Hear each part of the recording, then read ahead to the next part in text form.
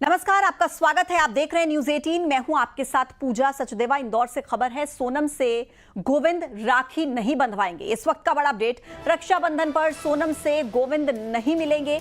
Chargesheet file होने के बाद मुलाकात की बात कही है।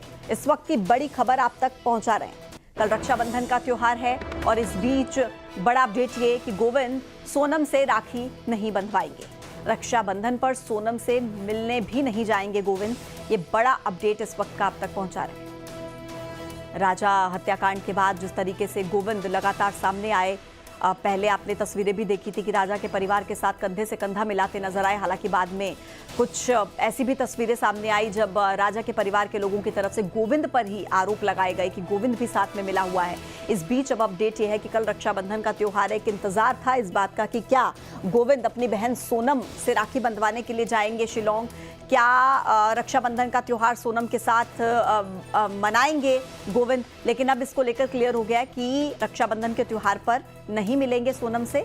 और चार्जशीट फाइल होने के बाद मुलाकात की बात हालांकि कही गई है, क्योंकि लगातार गोविंद की तरफ से कहा जा रहा था कि वो एक बार जरूर सोनम से मिलना चाहते हैं। लेकिन रक्षाबंधन पर गोविंद सोनम के पास नहीं जाने वाले हैं, उनसे राखी नहीं बंधवाने वाले, यानी कि रक्षाबंधन का पर्व अपनी बहन के साथ वो नहीं मनाने वाले, ये क्लियर कर दिया गया है। मिथिलेश हमारे साथ फोन लाइन पर कनेक्ट हो गए डिटेल्स के साथ। मिथिलेश, ये एक बड़ा सवाल था क्योंकि गोविंद लगातार कह रहे थे कि सोनम से एक बार तो जरूर मिलना चाहता हूं, तो ये सवाल था कि क्या रक्षाबंधन का ही वो पर्व होगा। लेकिन अब क्लियर कि नहीं मिलेंगे रक्षाबंधन पर अपनी बहन से।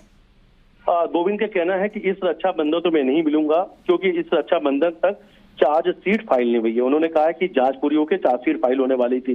चार्जशीट फाइल होने के बाद ही मैं अपनी बहन से मुलाकात करूंगा। उसके पहले अगर मैं मिलता हूं तो शायद मैं कानूनन भी गलत हूं और दूसरा समाज के लोग भी मुझे गलत ठहराएंगे कि मैं अपनी बहन की मदद करने के लिए पहुंच गया। उन्होंने कहा इसलिए मैं इस बार तय किया है कि सोनम से राखी नहीं बंधवाऊंगा जब तक सोनम बेगुनाह साबित नहीं हो जाती, या सोनम अगर गुनहगार है तो मैं उससे जिंदगी में राखी नहीं बताऊंगा, और अगर वो गुनहगार नहीं है, आने वाले समय में अगर उससे अदालत छोड़ती है, अदालत से बरी होती है, तो उसके बाद ही राखी बताई जाएगी। लेकिन इस बार मैं उससे राखी नहीं बताऊंगा। और ये जब मिलने जाऊंगा तो उससे जाके सवाल पूछूंगा कि राजा की हत्या तूने क्यों कराई, राजा के पीछे हत्या की वजह क्या थी, कौन कौन लोग इसमें शामिल थे, या कोई और भी वजह है। तमाम ऐसे सवाल है जो पूछने जाऊंगा। लेकिन इस रक्षाबंधन मिलने सोनम से नहीं जाऊंगा, ना सोनम से मैं राखी बताऊंगा। हालांकि एक बड़ी जानकारी भी आई कि उनकी जो दादी है सोनम, गोविंद की जो दादी है, उनका निधन हो गया है।